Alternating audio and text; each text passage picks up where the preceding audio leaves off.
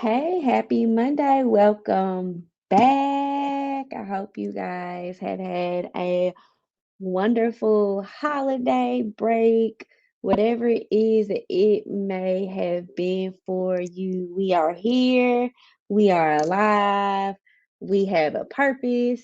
At least that's what I like to believe. I like to believe if we made it this far that we got purpose. I was reading something the other day. Let me pull it up, and it was on Facebook, and the words was just so real. And since we are coming up off of this holiday, I just feel like this was such a good reflection. So the post said, 2 months and the year is almost over. What have you achieved so far? And somebody replied back, I feel like this is honestly not the year for questions like this. People have lost their jobs, lost their parents, lost their lives.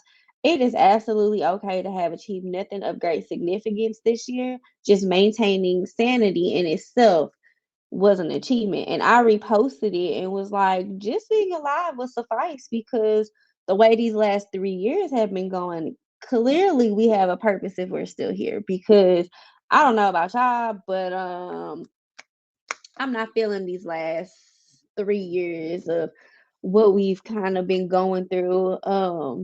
It's 2021, it's supposed to be 2022. Let's see, in 2018, my mom passed away, so that year was down the drain.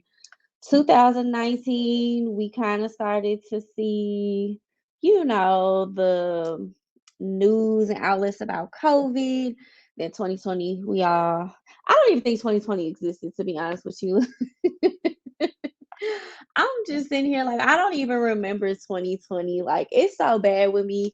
I had a lot of friends who had babies during the pandemic, and like one of my friends she was telling me how old her baby was. I'm like, no, your baby's a newborn, and she was like, Lisa, it's been a couple years since you seen the baby, and I'm like, I just don't even know. And then 2021, it hasn't been for me. It hasn't been like a bad year, but it definitely hasn't been like a year to remember. So, anyways, welcome to Healing She Got Faith. I am your host, LeLe, or some people call me She Got Faith. I am the founder of Healing She Got Faith, which is an organization, and it is also the name of this show. I have to give a shout out to Total Entertainment Radio. You will only find me here. Um, Such a wonderful platform. I will say that every show. And then also too, I want to shout out Hidden Wealth for allowing me to utilize their property in order to have this show. And I'm wearing my Hidden Wealth gear today, so shout out to them. Um, so if you are new here, this is episode 4. So pretty much we have hit the 1 month mark. So if you have been here since day one, I am super excited that you have decided to come back. Being here for a month has definitely just I've just had opportunity after opportunity, and I've definitely grown in my professional world. It's definitely been really, really good. So I'm super excited for you all to be here right now. Happy Monday. I'm also an author. I released a book in October. So I have a book project called Everyone Has a Story, which is a novel, journal, and planner. So if you would like your copy, if you order from my website, I will personally sign it. That's HealingSheGotFaith.org. Go ahead and grab your copy. Go ahead and add it to your book club. It's definitely a game changer, if I don't say so myself. Might be a little biased, but definitely check that out. Christmas is coming up. It'll be a great gift. So, yes, shameless plug. Anyways, happy Monday. Happy Monday. If you have been here, this is the 4th episode. And so, usually, what we do is we pick from a positivity deck of cards. But today I actually want to go through this book, which I talked about in the first episode, and it is Healing Your Grieving Heart, 100 Practical Ideas by Alan Wolfelt. And today I kind of wanted just to read you guys something that I personally had just kind of been dealing with, and just kind of talk with you because if I'm feeling it, I know I'm not the only one. out here that is feeling this way. So I thought this was really good. This is from that book. It's on page 13 if you decide to get a copy. It this technique, or what does he call it? Oh, practical ideas. This one is: be aware that your grief affects your body, heart, social self, and spirit. This is so good because I often talk about how we don't really understand what grief actually does to the body. And a lot of times we don't really understand what grief actually is and what it does and what that might look like. And then it gets even more confusing because for each person it looks different. So, on this page, he has 4 bullet points. And the first bullet point is: grief is physically demanding. The body responds to stress of the encounter, and the immune system can weaken. You may be more susceptible to illness and physical discomforts. You may also feel lethargic or highly fatigued. If you have known me during my grief experience, this explains me to a T. Um, it is very hard for me to do things. It is very hard for me to even get on the phone. Like, people hate it. People are like, you don't answer the phone. And I don't. It is very hard. I am always tired. I am always very lethargic, like they said. The second bullet point is: the emotional toll of grief is complex and painful. We often feel many different feelings, and those feelings can shift and blur over time. I am an emotional wreck. Like, I am so emotional. I was emotional before, but like now I'm just emotional. Bullet point number 3: bereavement naturally results in social discomfort. Friends and family often withdraw from mourners, leaving us isolated and unsupported. Woo, baby. I talk about this in the book. Let me be honest with you. I talk about this, and Everyone Has a Story, the novel, because there were people in my life who stopped talking to me because I wouldn't tell them what I needed. I did not know what I needed. I didn't. And I've even talked about it on this show. Like, I knew I needed air. I knew I needed water. Sometimes I needed food, but that was only if my body allowed me to take it in. That's all I knew. I couldn't tell you what I needed. I don't know. I was asking myself that every day, like, what is it that you need, Lisa? I don't know. People like, well, you not telling me, you not explaining to me what's going on. Well, if I knew what was going on, I would be able to communicate it. But heck, I'm battling myself every day. So I can't tell you because I can't even tell myself, just to be completely honest. And then the fourth bullet point: we often ask ourselves, why go on living? Will my life have meaning now? Where is God in this? Spiritual questions such as these are natural and necessary, but also draining. I'm not gonna lie to y'all, I have not experienced that. That has never been something that I have personally experienced. I do know people who have experienced that. I have had conversations with people who have got to that point where they just don't necessarily understand, like, what exactly their purpose is after going through so much grief. I have I have been in a situation where I have questioned God and where I have had this, like, anger and rage towards God, and I still have it sometimes. Like, I have this, I don't know, it's one of them things where you just like, okay, God, like, where you at? Like, what is it? What's going on? You do something. And so at the end of each page, he has a section that he calls Carpe Diem. And this one says, no doubt you are physically impacted by your grief. Make an appointment to see a doctor this week. Sometimes it's comforting to receive a clean bill of health. So I do that. I and let me just be completely honest. I am one of those people that I have a very hard time trusting the medical system.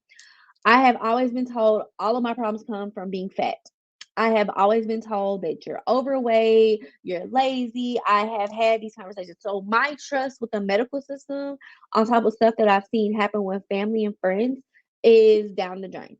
However, I am a person of faith. I'm a person who, I do believe there are good people in the world. I do believe that there are good workers, whether I run into them or not. So I have been on the hunt for a medical team that can support me and help me. For right now, I have a pretty good medical team. And I also suffer from diabetes.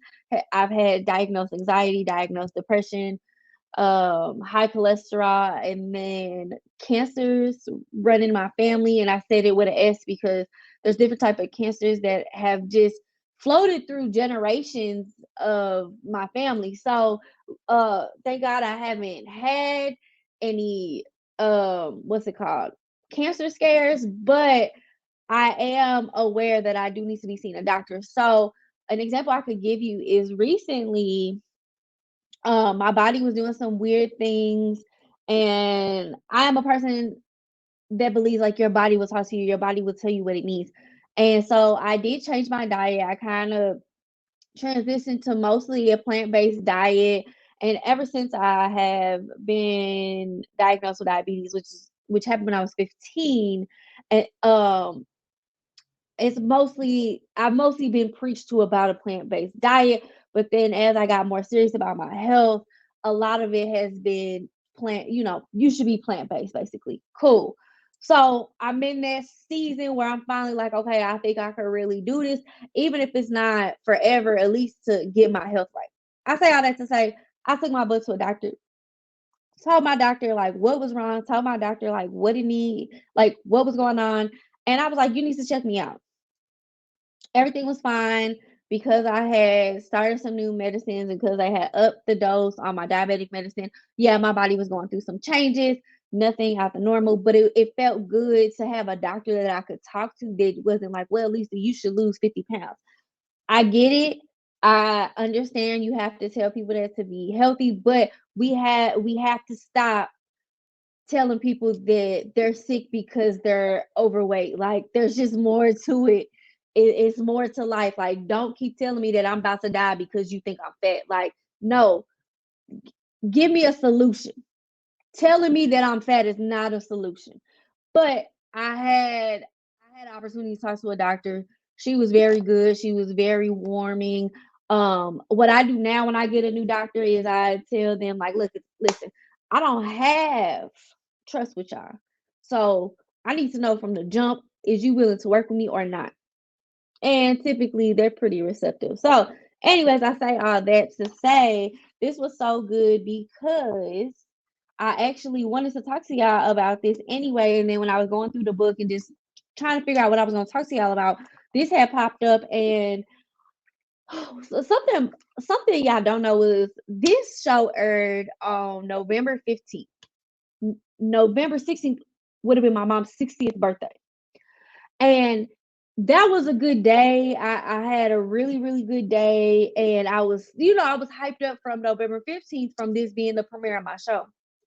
But November 16th, on that evening, I went home and I was so sad. Usually I do something like I travel or I go and do something. So, like birthdays, death days, like all of that, I usually find something to do and I usually get out and celebrate the life of my loved ones. But November 16th, I just couldn't get myself to do that. I was having a good day, but I just couldn't get myself to go out and do something. Like I couldn't do it. And I was supposed to hang out with a friend that day. And I hung out with a couple friends, two friends that day, but one of my friends, I was like, "Hey, I think I'm gonna go get dinner." My friend didn't really want to eat what I wanted to eat, which was cool. So I just went home and fed my dogs, let them out because I was like, well, I'll just go home, feed them, and then I'll go out to dinner. Well, I went home, I got in bed, and my friend ended up texting me and was like, "What are you doing?" I was like, "Nothing. Honestly, nothing. I'm not doing nothing." Like I fed the dogs and I'm in bed and I'm really sad. Like I'm having a moment, and it's a moment that I can't necessarily control right now. So my friend was like, "Let's go get tacos." November 16th fell on a Tuesday, so he was like, "Let's go get some tacos," and we did, and it ended up being really really cool. And then I ended up going home and I slept like a baby.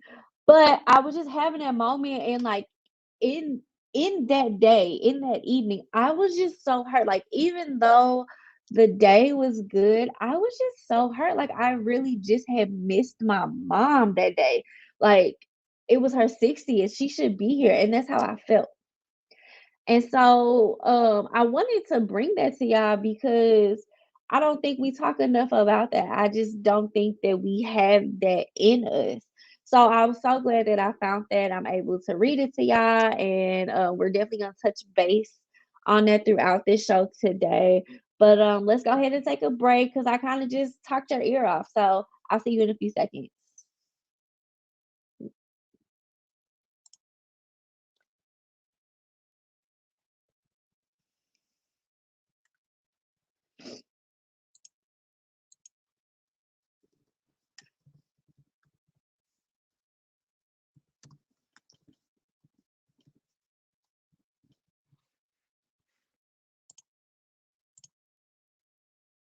Welcome back. Welcome back. Welcome back.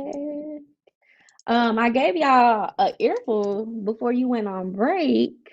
Um, so I hope I actually didn't mean to throw all that on y'all, but it just kind of come out. Sometimes when I get real passionate, it just flows, and I be having to apologize to people because I'm sorry. So hopefully that wasn't too much for y'all. But today's episode, we will be talking about addressing our grief.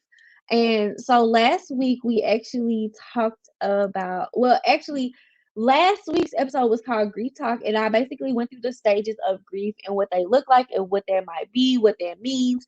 Because I think in order to address your grief, you have to understand your grief. And I think that's just like anything in life. Like if you don't understand something, then half the stuff just don't make sense. Grief don't make sense in general, even if you understand it or you don't understand it. But I think when I say address grief, I'm really talking about your own personal journey. I'm really talking about what it is that you're going through. Because I have started to use this term called grief cycle. And what I mean and how I define grief cycle is we tend to have a pattern, just like in everything else in life.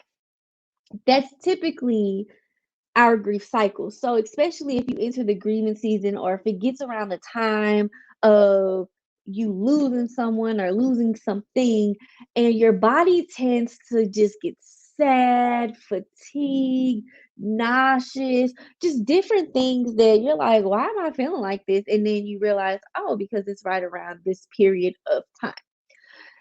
So with that being said, it's like how do you address that? Because I'm gonna be honest, I don't necessarily believe that we could stop it, but we could definitely address it and we could definitely kind of plan ahead, like, okay, I know that typically during this time X, Y, and Z happens. So because I know that, let me just be honest with myself and plan for it. Some people say, oh, like some people tell me, oh, you prepared to be sad. And maybe that's your opinion and that's fine. But I personally don't like being sad. So it's not like I'm planning to be sad. But I understand how it may look to somebody else because, again, grief is different. Grief is very different. I know there has been talk about even like people just staying in a depressive state. And to me, I think that's an arguable statement too because you just don't know. Like, when it comes to mental health, there we don't necessarily have a one size fit all solution. There are multiple different things that we can do. There are multiple different avenues that we can go. While you may feel that somebody else is choosing to be in that state, you don't necessarily know what's going on in their head. When I was having my moment on November 16th, I was not planning on being sad. I was planning on getting out, having fun, and actually that day, something really exciting happened with one of my friends, and I was so excited from him. But as soon as we kind of got to the middle of it, like I just was overcome with so many emotions to the point where he was like, "Are you okay? Like, what's going on? Like, did I do something to you?" He had done nothing to me, but I really just missed my mom. Like, and why did it happen at that moment? Have no idea. We literally weren't doing anything that had to do with parents, that had to do like literally he was coming out of a dark place. He had hit a milestone. Like, listen, I was so happy for him and I really was and I really am to this day, but it was on my mom's birthday, and I was just overcome with emotion. So, with that being said, if you missed last week's episode, I'll kind of go through the steps again. So, I think the first thing we can do to address grief is to understand the stages of grief, which theoretically there's 5 stages, which is denial, anger, bargaining, depression, and acceptance. Um, like I kept saying last episode, grief, the stages of grief are not linear, so it doesn't go in a straight line. Like, you're not gonna hit denial first, then anger, then bargaining, then depression, then acceptance. Ah, no, it more than likely it's not gonna be a straight line. More than likely it's going to be like a roller coaster, so going up and down, up and down.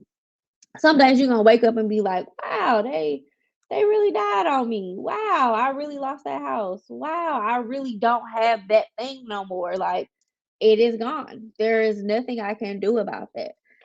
Some days you'll be like, yeah, I've accepted it.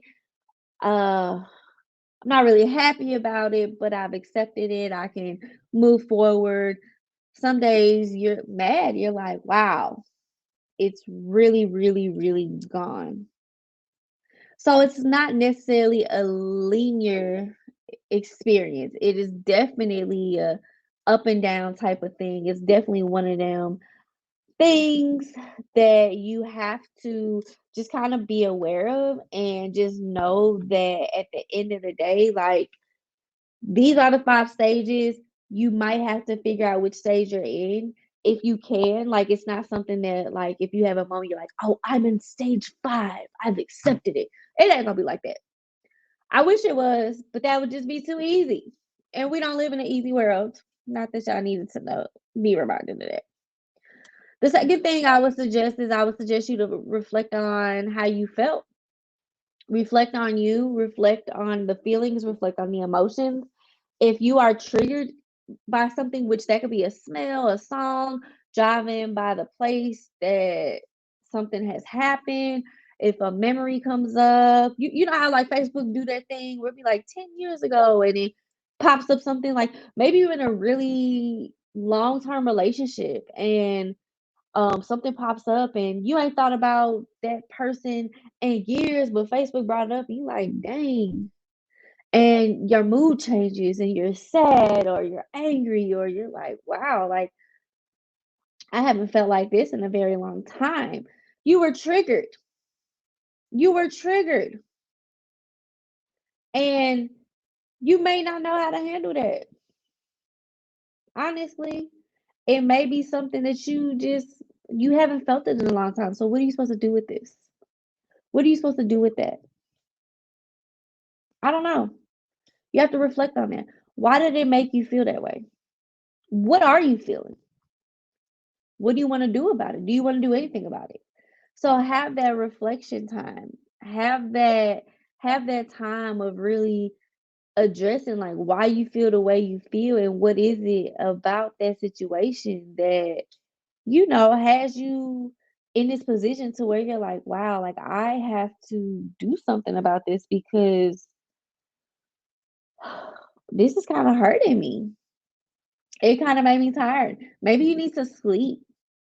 Maybe your body is like, listen, this too much. Let's just go ahead and lay down, take a nap. Maybe you gotta leave work. I've had to leave work before. Let me tell you about this time I got triggered. I was in grad school and my mom had bought my textbooks from some website. And so it was about the time that I needed to return the textbooks. So I was like, oh, okay, cool. Go on the website. I fill out the form and it asks, do I want to have like a reoccurring charge or am I checking out any books? Some weird stuff. But my mom's first and last name and credit card popped up. Oh my goodness. I just started crying. I lost it. I was in my office. I lost it. I had a coworker who worked across the hall. She came over. She's always come and get coffee. That was my coffee buddy. And she was like, hey, can I get some coffee? I'm like, yeah. When she sees me kind of tucked in the corner and I'm sniffling, And my face is red and I'm wiping my face and she's like, "LeLe, what's wrong?" And I tell her what happened and she's like, "Oh my goodness." I think at that point my mom had probably been passed away for 2 months. So to see that, I was shocked. I missed her. Um, I really didn't know what to do with it because I no longer had her. And it just reminded me, like, she always tried to help me. My mom was just always there for me. Like, she was just an amazing woman and she sacrificed so much. And for me, it was like, I will never be able to repay her again. Like, ever. That's what I was feeling in that moment. I was feeling that frustration of what does that look like? Why do I feel like this? So my coworker shut my door. We made some coffee. I cried with her. She gave me a hug. She put me on the back, and then she made me laugh. And then we might have went for a walk. We were working on a college campus, so like we walked outside, And you have to have that support system. You have to have those people that just kind of understand. Not everybody's gonna understand, but you kind of have to have those people that will understand that and that will understand, that you're gonna have your moments. The third thing, so I really only had 4 things to address, well, that I had wrote down to address your grief. So the last thing is find a safe place to talk, which goes back to having that safe person to talk to. And what I mean by safe place, a place free of judgment. A place that, of course, will keep you out of physical harm, but a place where you can kind of feel the relief to, like, okay, I gotta get this off my chest. I have to talk. That might look like a grief group. That might look like a support group. That might look like you and your friends going out to brunch. That might look like meeting up with somebody. That might be finding a therapist or a counselor. Um, and I think we oftentimes get a little weary when we hear that term therapist or counselor because it is it could be hard because you do have to find the right person for you. I am an advocate for therapy, but I'm not going to lie to you. It has taken me a very long time to find a therapist that I absolutely adore. I have a current therapist right now, and I'm so grateful for her. I actually found her on BetterHelp, which during the pandemic, a lot of resources arose because we saw an increase in mental health issues. I was at a point where I just needed help. I had just moved from New York to Missouri. I had a lot going on. I was extremely sad. Literally, when I reached out to BetterHelp, they found me a therapist so fast, and I did my intake process. If you don't know what the intake process, that's the very first form that you have to do where it asks your name, your medical history, your doctors, things that you're struggling and like why you're here. And so like literally I was just like, I need help. Then we had our first meeting and she was like, "So what brought you here?" And I was like, "I need help." Like I was just at a place where I knew I could no longer do this by myself. I was hiding a lot of things. I was holding a lot of things in. There is this thing that I do, and honestly, I just hold so much stuff in. I When it comes to myself, I have a very, very hard time advocating for myself. I have a very, very hard time um just rooting myself on. Like I can go out and advocate for every and anything, but when it comes to me, I'm just stuck. I'm just in this place of just it'll be okay, I'll make it happen. Like this whole strong persona. And the thing is like I hate that. Like who told us we had to be strong? Who told us that being weak, quote unquote, was a bad thing? Like, who told us crying was weak? Because to me, if you cry, baby, you are the strongest people because our bodies were created naturally to cry. So you allowing your body to do what it's supposed to do does not make you weak. I remember I had an ex. He had lost his father. I talk about that in the book. You should really get my book. HealingSheGotFaith.org. Shameless plug. And I remember like he was very emotional. I was like, "Well, you're emotional because you're holding it in." And he literally looked me dead in my soul and was like, "Well, if I cry, the only thing that's gonna happen is I'm gonna have a wet face. And what do I want a wet face for?" Whew. Needless to say, that relationship did not work out. Because I just couldn't handle somebody who just didn't want to see it. Like, I understand as men, we're told to we're I am not a man. Let me make that clear. I understand as men sometimes in the emotional sense might have it a little bit more difficult because there is that expectation of men don't cry, men don't do this, men do that. And I'm here to squash all of that. Because you're at the end of the day, before you're a man, you're a human. And one of the reasons why I had to leave that particular relationship was because one, that young man did not want help.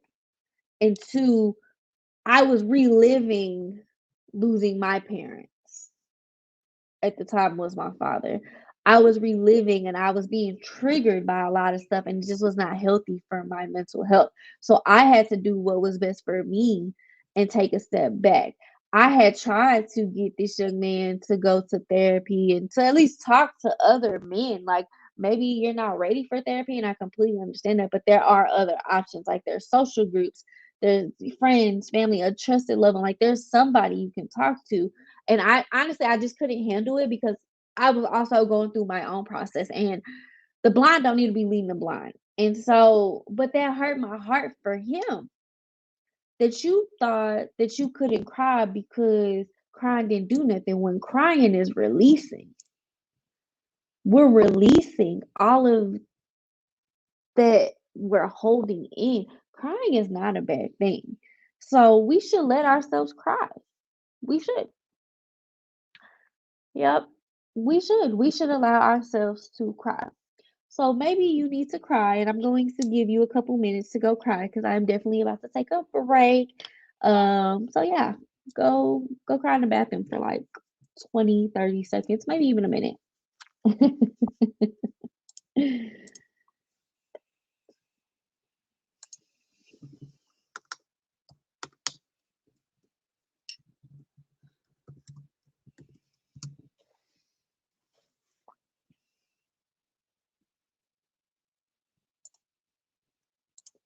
Welcome back, welcome back, welcome back. Did you cry?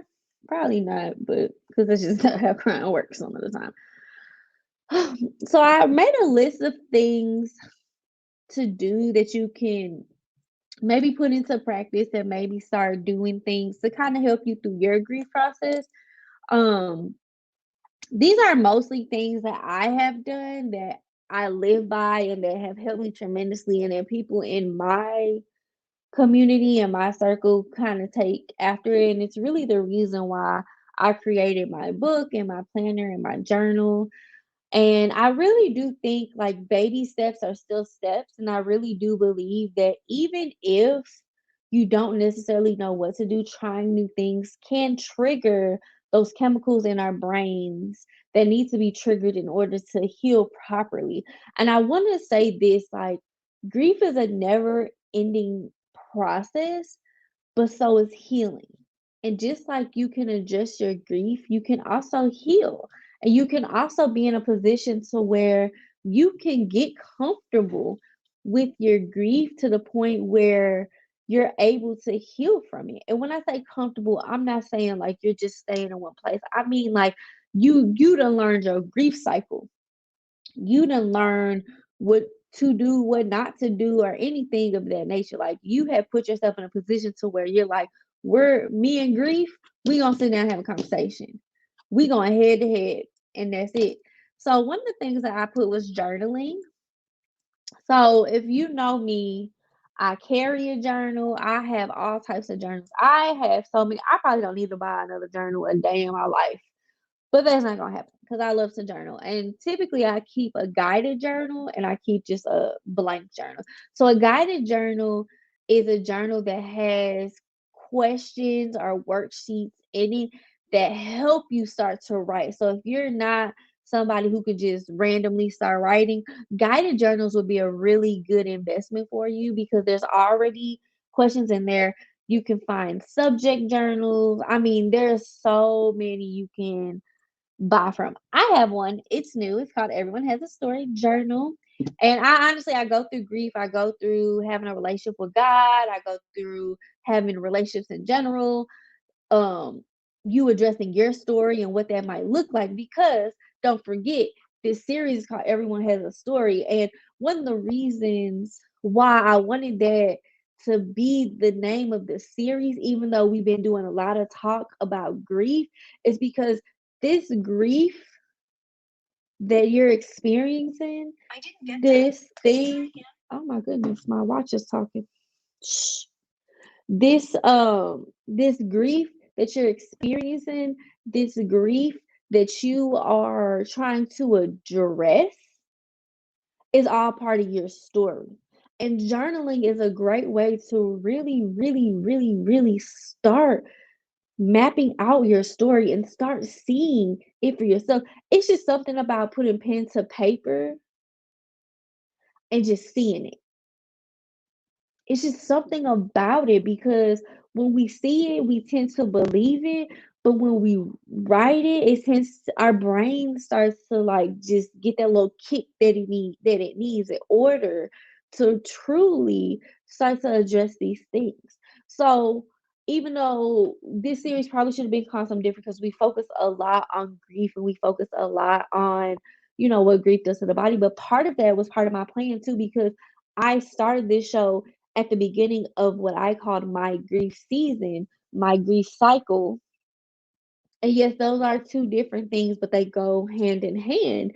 But also, too, this is also a grief season for half the people in this country because the holiday seasons tend to be the most difficult time for most people to even function. And that is part of your story. That is part of who you are. That is part, even if it's the ugliest part of your story, it's still part of your story. And sometimes when we journal, we can look back and be like, wow, that is what I felt like. And look where I'm at now. Or wow, that was such a good place. And why am I this fatigued now? I was in such a good place. I loved being in that place. How did I get here? And it gives you that map, it gives you that timeline of, okay, this is what has happened. So I am an advocate for journaling. Exercising is another great tool. Exercising really helps release those happy chemicals in our body, and it helps us release. So, like, we obviously can't go around punching people in the face without repercussions. But if you exercise, you're releasing those angers. Like my type of exercise, I love dancing. And I am happier when I'm in a dance class. Like, yeah, I'm not a professional dancer by any means. Like, I don't have a lick of rhythm, but I am extremely happy whenever I'm dancing, whenever my body is moving, whenever I'm consistent with it. I'm not as angry, I'm not crying as much because I'm putting all of that energy into something else. So, like, if I'm told to do a squat jump and turn around and put my hands on my knees, like, all of that energy is going into that move and I am focused on that. I'm seeing the motion in my body. I'm feeling the energy between my toes, my fingers, my thighs. Like I'm feeling it. Exercise can be so good, but I'm gonna tell you this: I'm not a person who I can do traditional exercising, like going to the gym, doing leg day, arm day, lifting. I can't do all that. I won't do it. Me just being completely honest, I won't do it. But I'll find a dance class, I'll find a yoga class, I will something to keep me active. Doing leg day, arm day is more stressful for me because it's not enjoyable, and I'm just at a place in my life where I'm not doing nothing that don't bring me pleasure. But you drop a beat and you tell me to do a squat, like I don't know, it's just something different. I'm not too worried about toning up and doing all that. Like I'm just trying to be more active. I'm trying to wake my body up. I'm trying to awaken the body just so I can be that. I want my body to know, like, I appreciate you, body. I appreciate you. Like I'm glad we're here. We made it this far. We got a purpose. Let me show you love. Like I'm showing the whole world love. Let me show you some love. I sit down a lot of times. So when I get up and I get to moving, like my body, like I can feel it. It's almost like my body's like a little kid. Like my body, like, yay, we doing something. So find what works for you as far as exercising go. Walking, biking, running, kickboxing, um, what is it, karate, something. Find what works for you. So I'm gonna go ahead and take another break while we're at it. Go ahead and think about what works for you. Think about what it is that you want to do. How do you want to talk to your body when we come back? Hey, have some stuff written down. All right. We about to go take a break.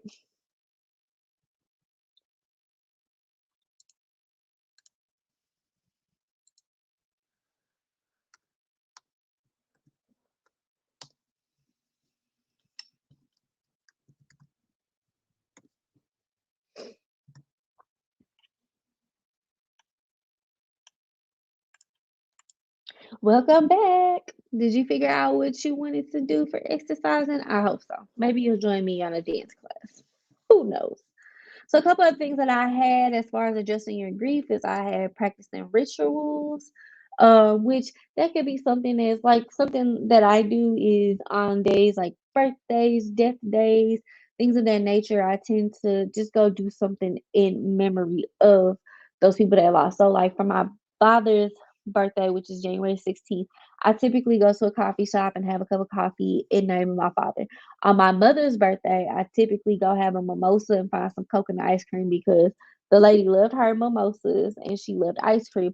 She really loved Michelob Ultra, but I'm not drinking no beer, so that ain't gonna happen. But I got her hip to mimosas and she did like those. I'll drink a mimosa.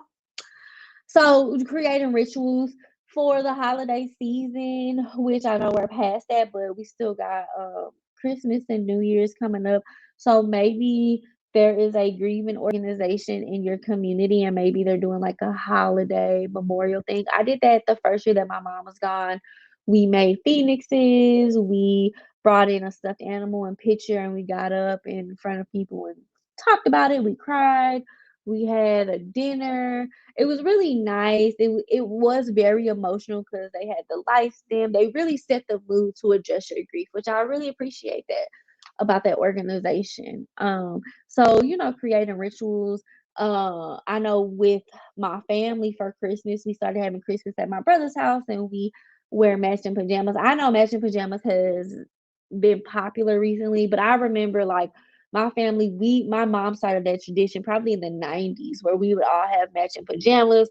And her tradition was on December 24th, we would cook and see family and do all that good stuff. But around 9 o'clock, we would take showers, get in our pajamas, and typically the kids would go to sleep around 11:30. And at my house, they let the kids, as long as the kids would sleep between midnight and like 2 or 3 o'clock, that was okay because that gave enough time for Santa Claus, wink, wink, to come around and make magic happen. So as long as we had those couple of hours, and then on December 25th, we would wake up, we would do brunch. But my mom had everybody in pajamas all of December 25th. It was just her tradition. She loved it. It worked for us. It was definitely something that we still do to this day. Um, in the last couple of years, my brother bought a new house, and so we have Christmas there. So just finding new rituals. Affirmations. I am a huge believer in affirmations, speaking that positivity into yourself, speaking that positivity into who you are. Definitely just talking to yourself. Like talking to yourself is okay. Like sometimes you gotta look at yourself and say, you got this. Some of the affirmations I tell myself is I am enough, I am worthy, I am breaking generational curses. I am a child of God. I am beautiful. I am smart. I mean, whatever it is that you need to remind yourself of, go ahead and do that. And I put praying. If you are a prayer, I know I'm a prayer. But I'm not gonna lie to you. A lot of times I write my prayers out, so that's why I journal a lot. For me, I'm a better writer than and it's easier for me to write stuff out. But sometimes I get up here and I'll talk just like this and I'll pray and just get it out. So these are a couple things that you can just take note of and just really look into and just kind of figure out what works for you. And if you have like other suggestions or anything, definitely, do that. Do what works for you. You could definitely let me know. You guys can contact me on Instagram, Facebook. Everything is Healing She Got Faith. On Twitter is Heal She Got Faith. Um, Heck, I'm even on Anchor, the podcast platform. You can find me on there, Healing She Got Faith. LinkedIn is Lisa Nolan, I believe. Lisa Inez Nolan. Anyways, find me and let me know what you do because, what works for me may not work for you. But also, too, I like to learn other things. I like to see what other people are doing. I like to see what it is, how people healing. My biggest dream right now is I want to see a world where we can address our trauma and heal without judgment. I would like to see a world where we don't have to be strong. I would like to see a world where we can be ourselves. I think it's ridiculous that most companies only provide 3 days of grieving and bereavement. Like that does nothing.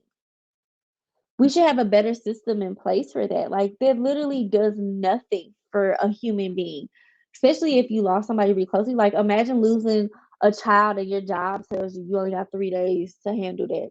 No, probably why I ain't got no kids because I wouldn't be at the job. But and it's very hard to come across places that actually have grieving and bereavement plans in place. I've talked about it before, but some jobs have what they call EAP, which is employee assistance programs, which is typically through your benefits, where you can get, I think it's like 10 free counseling sessions. And then after that, typically places would do like a sliding fee scale for you. But there are programs like that, but still, we do need a longer system to be able to just adjust our grief, y'all. Like grief is not a easy subject to talk about. Like I come in here and I'm confident and this gives me life talking about it. But honestly, like on November 16th, like I was so sad. And I don't think people really understand like how sad I get. Like I'm a genuinely happy go getter person, but I be sad. I be sad. So it's definitely one of them things that you definitely have to know how to address. When I was 15, when my father died, I didn't know how to address grief. I didn't know anything about that. I didn't know what that looked like. I don't even nobody did. Nobody knew what that meant. So now that I'm 30, I'm really trying to practice that because I want people to know. Like I just envision this world of us truly being able to heal and truly being able to see the other side of things. So I'm hopeful for it. I think we're getting there.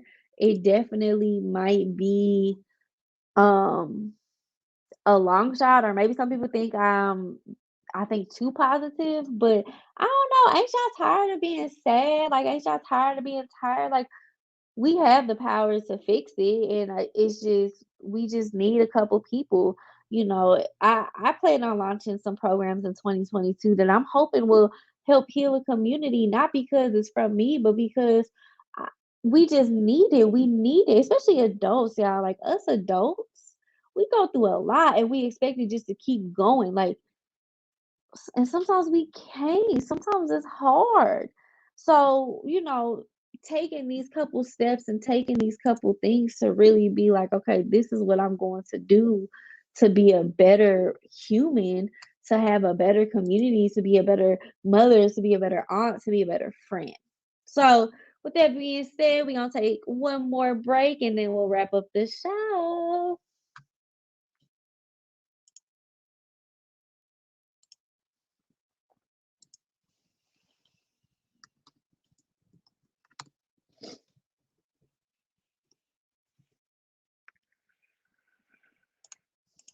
Welcome back. Um, I had fun with today's episode. I hope y'all did too. I don't know. Sometimes I don't know how to talk. I hope y'all had a really good time with today's episode because while this was heavy stuff, um, to look at the addressing part of grief was pretty cool for me, and like prepping for this show and the notes that I had took and the different things that I had read, it was actually really informative. It's not, and some of the stuff I already knew, some of the stuff I was like, oh yeah, but it kind of just aligned too because like I said, I was going through a rough time at the beginning of November, even around the time that this show had started. So, yes, and we've been in this thing for a month. Whoop whoop! Excited about that. So, I hope y'all continue to stay on. I hope y'all continue to follow.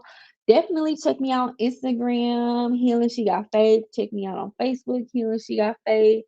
LinkedIn is Lisa Nolan. Twitter is Heal She Got Faith.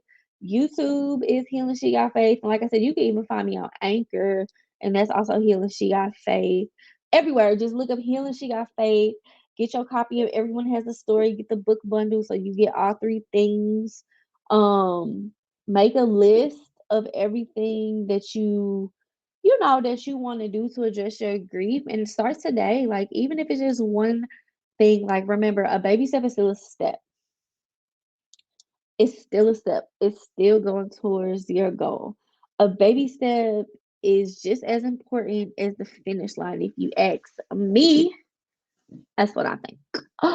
But I really hope that y'all take this seriously, and I really hope y'all take y'all health seriously and your journey serious. Like you deserve so much, and I hope you know that there's somebody out here today that really needs to hear that. Like you deserve so much.